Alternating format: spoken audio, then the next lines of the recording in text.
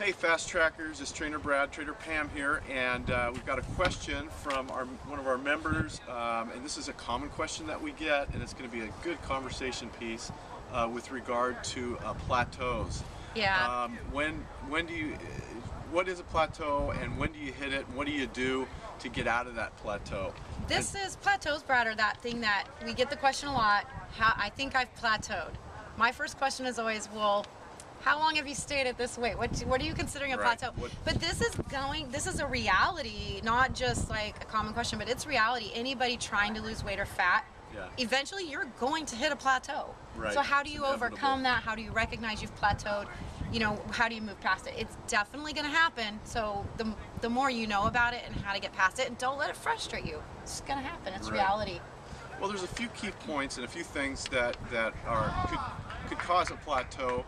And then also some things that we can talk about of keeping an eye on what you could do differently to get out of that plateau. So let's see. The first thing, sometimes we get in a program and we're going 100 miles an hour and losing weight too quickly is an issue. You want it to be a gradual losing of weight, and so 2 pounds to 0.5%. in a week is about right. So that's one issue. I don't think it's super common, but it's common enough that some people come into a weight loss program, especially if they've never done anything before, and they lose, like, first week 6 pounds, second week 5 pounds. Okay, that isn't normal, but it does happen to people. And then when they slow down, they think they've plateaued. You haven't plateaued. You just gotta let your body catch up. Right. Exactly. Yeah.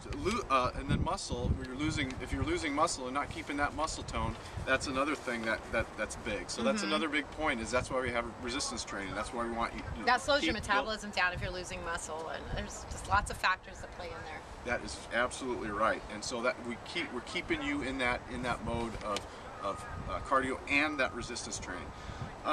Hey, it may be that your body's reached a particular point where genetically your body's just saying, okay, I'm done. I think this is a big one for people, especially I think women find this, where your body settles into a weight that typically it's pretty comfortable with.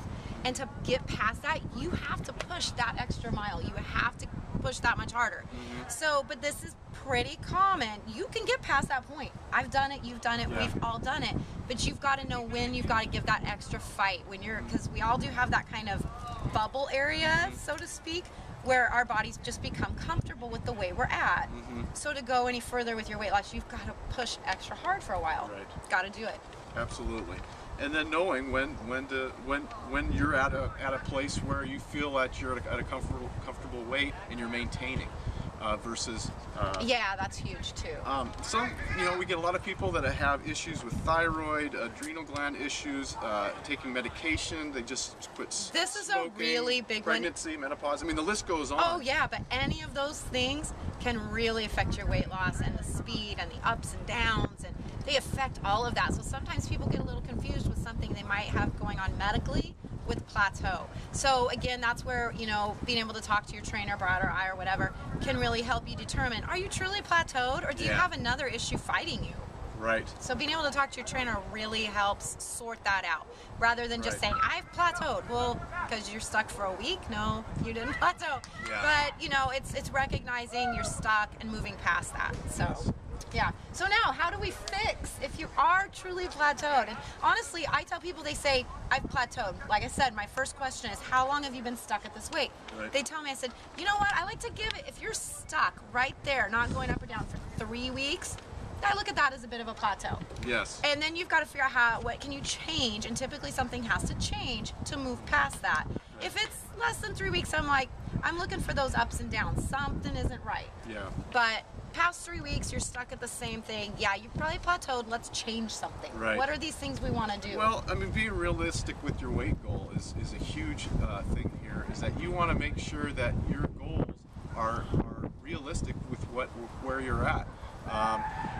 Do you have too high of a goal for the certain amount of time that you're allotting yourself to lose fat and lose that weight?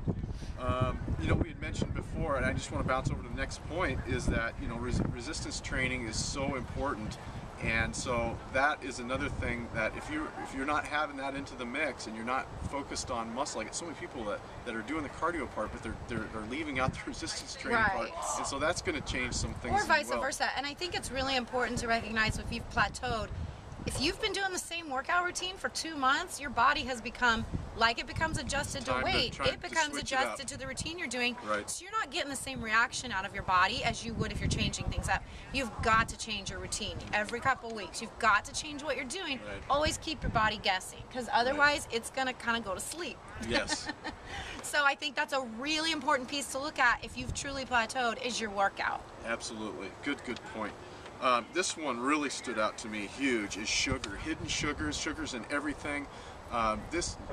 Keep an eye on how much sugar you're having in your day, you know, and this could really stagnate your progress depending on your blood sugar levels and the insulin and all that has to do with how much you are eating in your day. It's and really, carbohydrates, it can be super helpful to go through and journal what you're eating for a good week. Exactly. Because if you write down every single thing, again, that's where if you aren't quite seeing the obvious, maybe run it by your trainer again, and we can say, look, if you just did these little tweaks, you're going to notice a difference. Right. So, but really making a conscious effort to recognize what you're eating, because if you just kind of think about it, you don't see all the little hidden things you might be doing to yourself. Right. And just to piggyback on that, with regard to the sugar, is evening meals, is having something in the evening. I was stuck for a long time because all my sugar I was eating in the evening, and it wasn't the right sugar. I mean, it wasn't the breakdown of carbohydrate for glucose and glycogen. It was that added and hidden sugar. And so, so that's another Again, thing. it's just really tuning into your diet and what might need tweaked on that. And sometimes it might be to increase your calories, sometimes it might be to decrease them, or there might be certain foods, like if you're having way too much dairy, that could be the answer. I mean, there's a lot of different possibilities. Right. So really logging your food, check with your trainer to see what you can change in your diet. Right. Just a couple more here. This is a big one. 2.5 to 3 hours apart eating.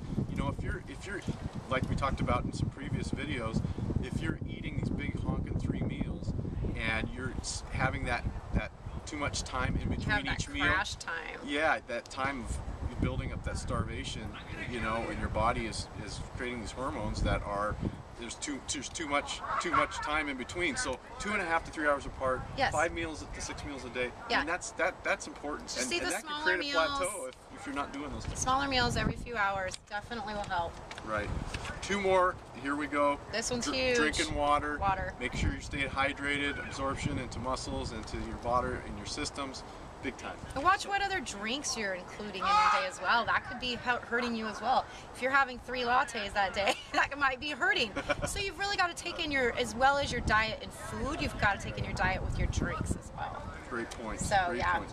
And then just the mental aspect of it, the last point here is keep your incentive strong. Like the first time that you started working out, you had that passion, you had that desire, you wanted to really work out. You got to keep that. You got to keep it. You got to keep it rolling, and that's what we're here for too, is to keep you motivated, hold you accountable, and so. Well, because when you see those plateaus or your weight does slow down in the loss area, you get down about it. Don't. It's part of the course you're going through right now. So you've got to keep going. You keep that end picture, keep that whole motivation of whatever reason you brought you here, keep that going. If you're not positive, the stress, the negativity, that's going to help you hang on to fat. You don't want to do that.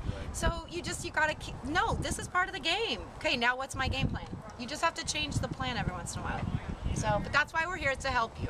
Exactly. So. Well, I hope this gives you some good ideas with plateaus. It's a big question out there. We get it a lot. And I know we spoke a lot about this, and our time is a lot on this, but it's a big subject. It's a big part of losing weight is, again, it's a reality for everyone. You are going to plateau. You got to just know that that's happening and know how to get past it. Absolutely. Okay, well, you guys have a fabulous day. We'll see you soon. See ya.